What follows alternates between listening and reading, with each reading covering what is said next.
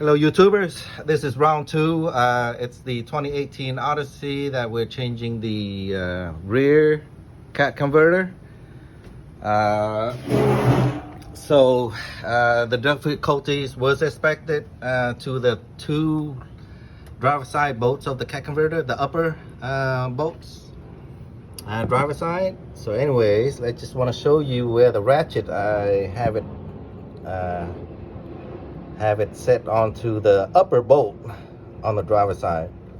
Now you can be able to get to it on the upper one from the top, but of course I had the car lifted, so I had to kind of lay on top of the engine just to reach for it. But this is basically a feel for the bolt and then try to get it out. But it was easy to get the ratchet in there. Not a lot of leverage. You're gonna have to use your muscle once you get it in there. It's not very easy to get to it. But the bottom one, I had some difficulties.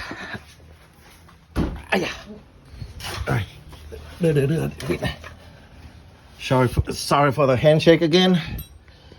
So how I was able to get that bottom bolt, driver side, still the two bolts I'm mentioning about.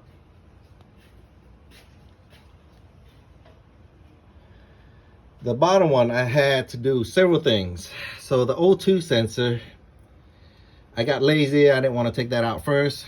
So, but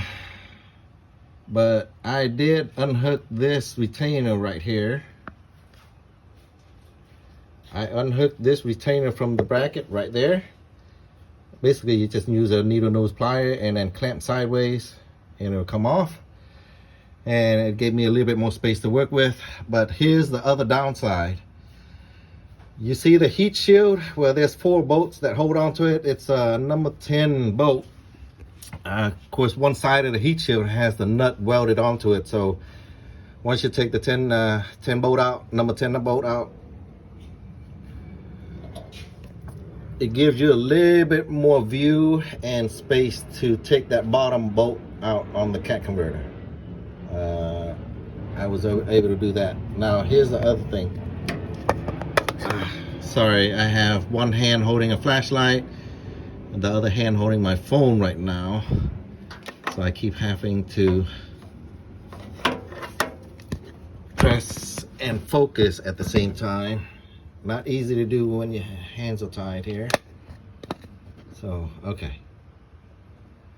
As a matter of fact, let me see if I can get. So what I was able to do, what I did is get all the bolts out on the heat shield and kind of move it out of the way for a second. Now, the heat shield will not come out. Space is so tight that it won't come out. It has to come out along with the cat converter once you take it out. So just keep that in mind when you're putting a new cat converter in. You have to put the heat shield in along with it. I was thinking about probably using 1 or 2 bolts just to kind of set it in there, and put the cat converter in afterwards. But anyways, just want to let you know that. Now I'm running into another problem. Of course, this downstream sensor, it has a very long wire. It goes all the way to the top of the engine. Well,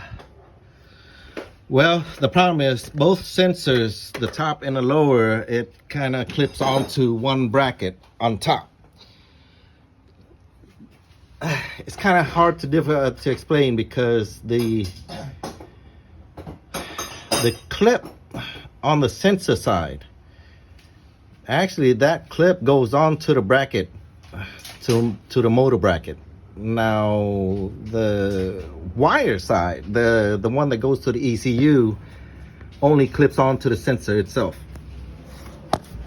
So if you know what I'm talking about there, you'll have an idea. So just keep that in mind. Here's the sensor side. Fortunately, I can't put a flashlight to it. But on the sensor side, this clip the clip on the sensor side clips onto the bracket side, the engine bracket. So just keep that in mind. It isn't not the other side of the wire. So